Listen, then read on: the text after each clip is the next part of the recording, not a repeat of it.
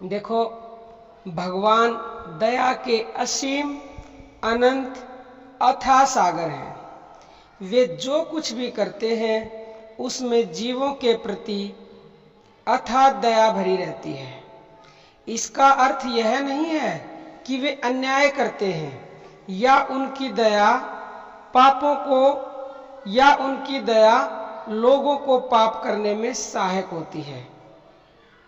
इसका मतलब यह है कि उनका कानून ही ऐसा है जो लोगों को पाप से बचाता है और दंड या पुरस्कार रूप से जो कुछ भी विधान करता है उसमें उनकी दया ही रहती है। जिस तरह घर में माता पिता और राष्ट्र में मतलब गवर्नमेंट या फिर किसी देश में अगर कोई राजा आदि है तो उनके जो नियम या कानून होते हैं उनमें भी दया ही रहती है, परंतु वह दया परिमित है।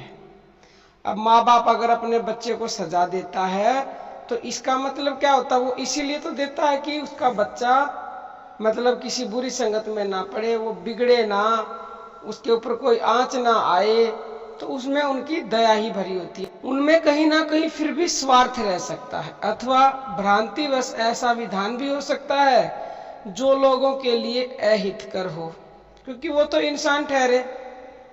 राग द्वेष अहंकार और अल्पज्ञता के कारण भूल भी हो सकती है, परंतु श्री परम दयालु परमेश्वर भगवान में ऐसी कोई बात नहीं है। इसी से उनका कानून निर्भ्रांत, शंका रहित, ज्ञान पूर्ण और स्नेह पूरित रहता है। जो मनुष्य ईश्वर कृपा से श्री भगवान के कानून का रहस्य समझ लेता है वह तो फिर अपना जीवन उसी के अनुसार चलाने में लगा देता है। उसमें ईश्वर प्रेम, निर्भयता, शांति और आनंद की उत्तरोत्तर अपार वृद्धि होती है और अंत में वह श्री भगवान को प्राप्त करके कृत्य कृत्य हो जाता है। अब यह समझना है कि भगवान के कानून का स्वरूप क्या है। भगवान की विधि का प्रधान लक्ष्य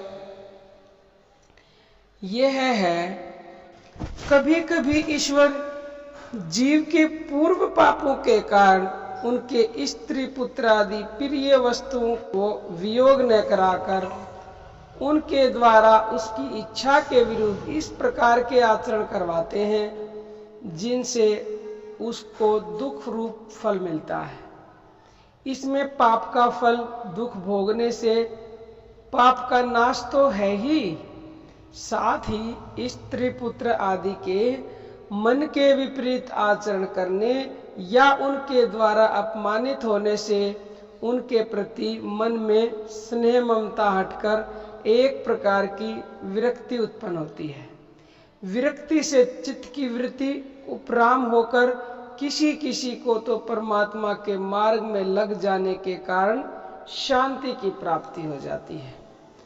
किसी किसी को पापों के फलस्वरूप ईश्वर बीमारी आदि देते हैं जिससे दुखी हुआ मनुष्य करुण स्वर में आर्तनाद करता है। कोई कोई तो आर्तनाद होकर दुख से दुख निवारण हेतु गजराज की भांति प्रार्थना करता है, जिसके द्वारा वे दुख से मुक्त तो होते ही हैं, साथ ही भगवान की भक्ति भी पा जाते हैं। क्योंकि जब इंसान के पास कोई चारा नहीं बचता, सब जगह घूम थक के बैठ जाता है, लोग कहते हैं हमने सब दवाइयाँ खा ली, आयुर्वेदिक, एलोपैथिक, सब झाड़ फूक करवा ली, लेकिन हमारा मतलब रोग था वो मिटा नहीं, हमारी बीमारी दूर नहीं हुई, और वो फिर ईश्वर की शरण में जाते हैं। तो ईश्वर को अगर सच्चे दिल से वो पुकारते हैं तो उनके मतलब जो पाप है उनका नाश भी होता है और उसके साथ साथ ही वो ईश्वर की भक्ति भी पा लेते हैं। अगर इंसान शुरुआत में ही सबसे पहले ही उस ईश्वर के पास पहुंच जाए जिसके पास पहुंचने की हमें जरूरत है, तो दर्द इतना सहना नहीं पड़े, लेकिन हम अपनी किसी और ही चक्कर में रहते हैं। किसी को तो विश्वास ही नहीं होता कि क्या करेंगे भगवान। ये सब तो अंधविश्वास है। और मैं कहती हूँ इससे बड़ी कोई सच्चाई नहीं है। हाँ, आराम भी हमें, अगर कोई बीमारी है तो प्रभु ऐसा नहीं है कि पापों का नाश नहीं करते, वो करते हैं, जरूर करते हैं और करेंगे। लेकिन अगर हम पाप को, उसको मतलब दर्द को भोग रहे हैं, तो वो भोगना भी हमारे लिए जरूरी है थोड़ा बहुत। वो अपने हिसाब से सब सही करते हैं, उन्हें कब आराम करना है और कब हमें दर्द देना है वो सब उसने तय कर रखा। तय हमने ही करवाया है खुद अपने कर्मों के अनुसार, फिर गलती परमात्मा की बताते हैं। पापों के फलस्वरूप किसी किसी की श्री भगवान मान बढ़ाई प्रतिष्ठा का नाश कर देते हैं। इससे उसका वस्तुतः बड़ा ही उपकार होता है, क्योंकि मान बढ़ाई प्रतिष्ठा का रोग बहुत अच्छे अच्छे विद्वान पुरुषों को भी पतन के गड्ढे में डाल देता है। जिसको ज्यादा ये रहते हैं ना कि मान बढ़ाई, जो घमंड में आ जाता है।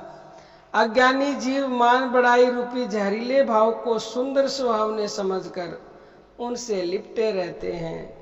दया में परमात्मा दया करके उनके कल्याण के लिए इनका नाश करते हैं। मान बढ़ाई के सुख का नाश करना एक प्रकार से शाप के रूप में महान वरदान है, क्योंकि परमात्मा की प्राप्ति के मार्ग की मान बढ़ाई रूपी भारी बाधा इससे हट जाती है। किसी किसी के पूर्व पापों के फलस्वरूप उसकी शरीर यात्रा का निर्वाह भी कठिनाई से होता है। उसे पर्याप्त अन्न वस्त्र भी नहीं मिलता। इससे वह दुखी और आर्त होकर भगवान को पुकारता है। इसके सिवा वह आलस्य और अभिमान को त्याग कर अकर्मण्यता और अहंकार को छोड़कर अनेक प्रकार के परिश्रम और उद्यम करने को तैयार हो जाता है, जिससे उसकी अकर्मण्यता मिटती है, झूठा बड़प्पन, आलस्य और अभिमान नष्ट होता है। इस प्रकार ईश्वर के प्रत्येक दंड विधान में ईश्वर की अपार दया भरी है। जैसे रत्नों के गहरे समुद्र में डुबकी लगाने से एक से बढ़कर एक रत्न मिलते हैं, वैसे ही विचार द्वारा श्री भगवान के दंड विधान रूपी दया के सागर में डुबकी लगाने पर इस लोक और परलोक के हितकारक अनेक अमूल्य रत्न मिलते हैं। इससे यह सिद्ध होता है कि ईश्वर का कानून और उसका दंड विधान दया से परिपूर्ण है। अगर आप इस बात को समझ लेते हो कि भगवान जो कुछ भी करते हैं हमारी भलाई के लिए ही करते हैं, तो प्यारे भक्तों, ये वीडियो, ये सत्संग आपको सदा सदा के लिए सुखी बना देगा।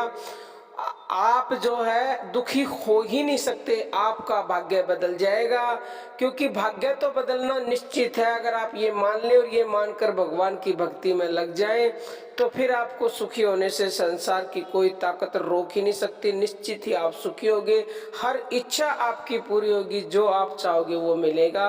अब हम अपनी वाणी को विराम देते हैं। जय श्री कृष्णा प्यारे भक्तों।